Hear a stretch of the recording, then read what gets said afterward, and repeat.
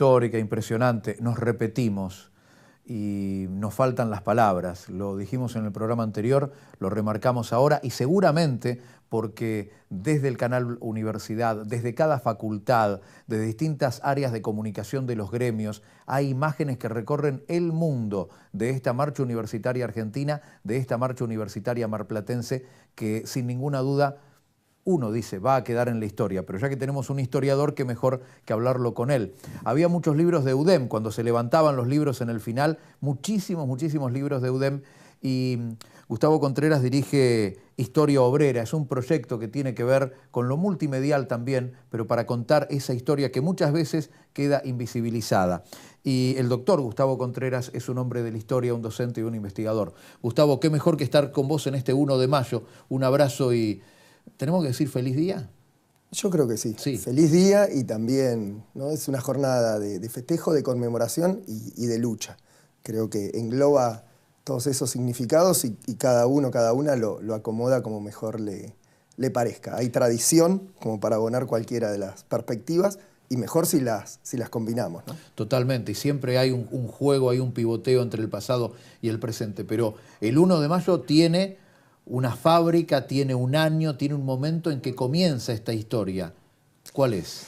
Arranca el 1 de mayo de 1890, ¿no? Y tiene que ver con el llamado internacionalista de la Segunda Internacional Socialista, que siguiendo una proclama norteamericana, ¿no? Todos conocemos esto de los mártires de Chicago, ¿no? Las luchas de la huelga general del 1 de mayo de los trabajadores norteamericanos en Chicago por los 3 ochos, ¿no? 8 horas de trabajo, 8 horas de descanso y 8 horas para el ocio, que tiene que ver con la recreación, con la familia, los amigos, con el estudio. Y bueno, esa manifestación fue contundente, fue duramente reprimida, ¿no? ¿Eso en qué año? 1886. Entonces, en 1889 se reúne la Segunda Internacional Socialista en París, en su congreso, y llaman a que todos los trabajadores del mundo acompañen el 1 de mayo la lucha que en Norteamérica la Central Obrera estaba desarrollando para que a partir de ese 1 de mayo quede la jornada laboral de 8 horas, legal, ¿no? Instaurada, ¿no? Con la lucha. Entonces ese día se convierte en una jornada de lucha internacional coordinada y habla de la fuerza colectiva que puede tener el movimiento obrero a nivel internacional. Gustavo, vamos de nuevo 4 años atrás a 1886, los mártires de Chicago. ¿Cómo y por qué mueren? Bueno, mueren muchos por la represión estatal y patronal, pero en una jornada que tiene tintes heroicos, ¿no?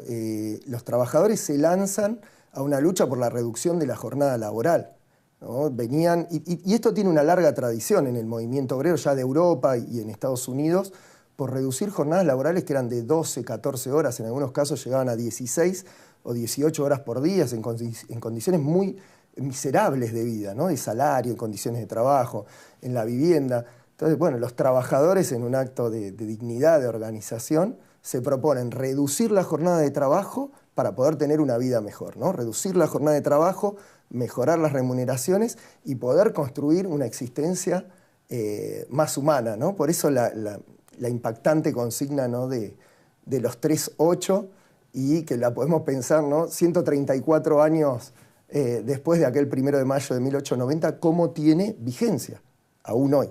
Totalmente, ¿no? Tiene vigencia. ¿Qué pasaba con el trabajo infantil en ese momento? Porque hoy tenemos un corpus de legislación en la Argentina y en el mundo, más o menos estamos transitando una semana difícil también en la Argentina porque con el debate en el Congreso y con la ley base se está reescribiendo las relaciones laborales de nuestro país de acá en adelante. Por ahí no tomamos conciencia todavía de lo que significa, pero también tenemos que pivotear siempre con el presente cuando estamos por el lado de la historia, y esta semana sin ninguna duda que es clave. Pero específicamente, ¿qué pasaba con las niñas, con los niños, con las mujeres en esa época? Bueno, desde el desarrollo del capitalismo, de la gran industria, las mujeres y los niños, ¿no? Están en los lugares de trabajo, en jornadas muy extensas, muchas veces haciendo el mismo trabajo que los varones adultos y recibiendo menos remuneración, peores tratos, ¿no? Y es el movimiento obrero el que comienza a luchar y a reivindicar, ¿no? la prohibición del trabajo infantil o la reducción de la jornada,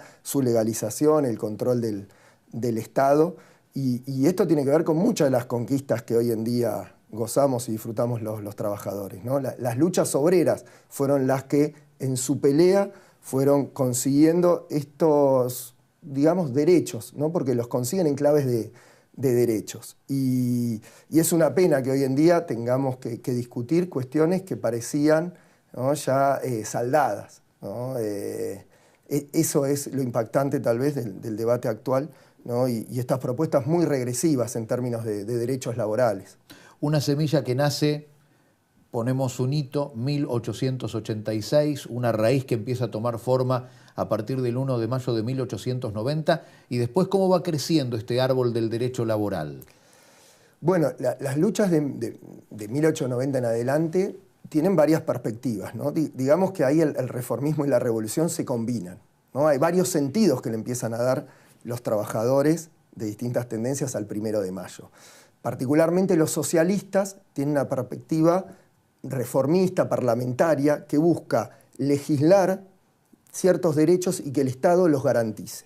Entonces comienza una lucha muy larga que tiene que ver con la reducción de la jornada laboral, la regulación del trabajo infantil, de las mujeres, la cuestión de la remuneración, de las condiciones de trabajo, de los convenios colectivos, de las paritarias. Bueno, es una construcción muy larga en el tiempo que llevó muchísimas horas, muchísimas vidas, mucho sacrificio. Me quiero ¿no? detener ahí con dos en particular, ¿no? Que por ahí en este siglo, en este momento, en el siglo XXI, en las nuevas generaciones, ¿cómo era eso de la ley de la silla y del sábado inglés, por lo que se luchaba, por ejemplo?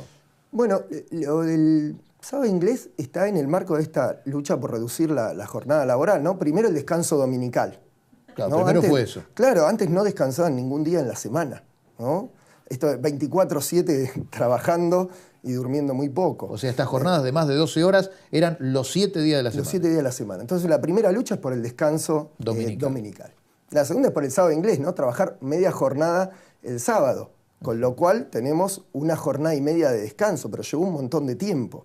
Hoy en día muchos sectores están discutiendo, y en distintos países, la jornada laboral de 6 horas por día, 5 días a la semana, o la jornada laboral de 4 días de 8 horas, ¿no? Esta reducción de la jornada laboral implica también generar puestos de trabajo para aquellos que están desempleados, ¿no?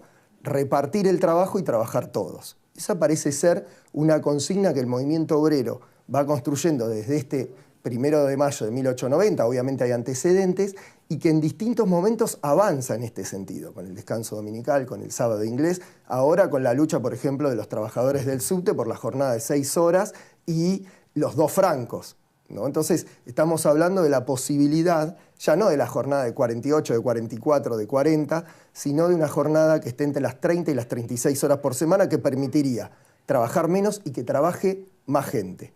Trabajar menos implica poder dedicar tiempo al descanso, a la familia, al estudio, ¿no? Que los trabajadores también puedan ir a la universidad, que puedan instruirse, ¿no? Que puedan disfrutar, ¿no? De los beneficios también de la cultura, de la recreación, del deporte. ¿Cuánto de lo que contás? Bueno, me quedé enganchado, te decía, con lo de la ley de la silla, porque por ahí naturalizamos cuestiones, o las nuevas generaciones naturalizan cuestiones, pero hubo una época en la cual había que defender hasta la posibilidad de que una persona, después de estar 8, 9, 10, 11 horas, 12 horas, que tuviera un lugar para sentarse, digamos, ¿no? Ni eso estaba garantizado. Un lugar para sentarse, un horario para comer, un momento para descansar, ni hablar de las mujeres, la posibilidad de amamantar a sus hijos en algún, ¿no? espacio dentro de la jornada laboral. O sea, cada cosa que describí fueron años de lucha. Años de luchas y costó vidas que se han sacrificado muchísimo en torno a la posibilidad de que no solo ellos y su familia, sino que la clase trabajadora en su conjunto pueda vivir mejor y pueda tener mejores condiciones de trabajo también, ¿no? Un lugar para sentarse, un lugar para descansar, un espacio para comer, un espacio de tiempo y un espacio físico en los grandes establecimientos. Ni hablar de la lucha por las condiciones de seguridad laboral, que sigue siendo una cuenta hoy, ya es pendiente hoy. Todavía hoy. Imaginémonos hace 134 años, ¿no? Gustavo, nos quedamos ya para el cierre para hablar un poco de historia obrera como proyecto y también de Argentina y el trabajo. Si tenés que buscar 2 o 3 hitos, pues ya tenemos la raíz, la semilla y la raíz, 1 de mayo de 1890 a nivel mundial. Ahora, ¿qué pasa en la Argentina? ¿Esos ideales socialistas desembarcan en nuestro país y cómo sigue? Pero destacar 2 o 3 puntos, digamos. Bien, podríamos pensar 2 o 3 momentos históricos como para ilustrar un devenir en el tiempo. Bien. ¿No? Las manifestaciones de 1890 Argentina, el primer año ya se suma a esta conmemoración. Y anarquistas y socialistas, en un movimiento de unidad, van en conjunto, cada uno con su perspectiva, ¿no? Y el socialismo con esta idea reformista, parlamentaria, legalista, que durante muchos años fue conquistando distintos derechos para la clase obrera. Ahí tenés un punto. Ahí tenemos un punto y tal vez la profundidad de esta lucha la podemos ver en la Semana Roja de 1909, ¿no? Donde un movimiento muy contundente de los trabajadores del anarquismo y del socialismo es duramente reprimido, ¿no? Por el coronel Falcón, aquel que fuera jefe de la policía, y que bueno, el Estado enfrentó violentamente los reclamos de los obreros y los obreros se mantuvieron firmes durante años para seguir avanzando en sus conquistas. Una segunda estación interesante puede ser el primer peronismo, ¿no? Donde el peronismo recupera mucho de la línea de los socialistas, pero le cambia el sentido, ¿no? Y aparece la idea de la efectividad del Estado que logra, ¿no? Hacer efectivas esas leyes, que logra plasmar una mejora generalizada en las condiciones de vida de la clase trabajadora. Muchas veces se presentó el peronismo como refundacional y también lo podemos ver como continuidad de estas luchas. Y tal vez acentúa un poco más esta idea de la fiesta del trabajo. Eso estaba un poco en los socialistas, ¿no? Y que los anarquistas, los comunistas, van a seguir reivindicando como una jornada de lucha, de conmemoración. Y aparece con más fuerza en el peronismo esta idea de la fiesta del trabajo. El concepto de la alegría incorporado a... ¿No? Y el peronismo acentúa eso que ya era una manifestación dentro del movimiento obrero.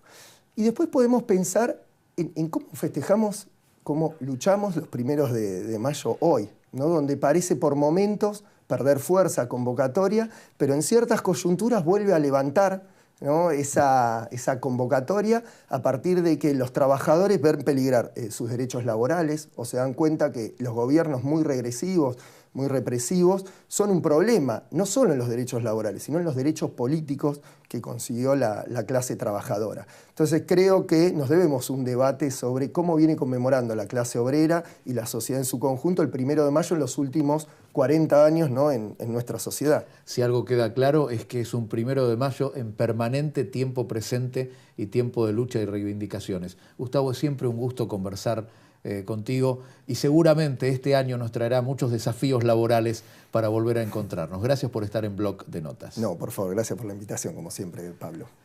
Historia Obrera, en todas las redes sociales. Historia Obrera, doctor Gustavo Contreras, busquen porque hay mucho material, queda mucho más para conversar, pero queríamos poner el eje en este 1 de mayo. 1886, 1 de mayo de 1890, la Argentina de fines del siglo XIX, toda la Argentina del siglo XX con sus luchas laborales y esta semana donde se debate y se modifican cuestiones nucleares de la relación de trabajo y de los derechos laborales en la República Argentina. Este es el 1 de mayo que nos toca vivir y tenemos que estar informados, alertas y entendiendo esta dinámica entre pasado y presente, porque si no, realmente, y no es un eslogan, se va a complicar el futuro.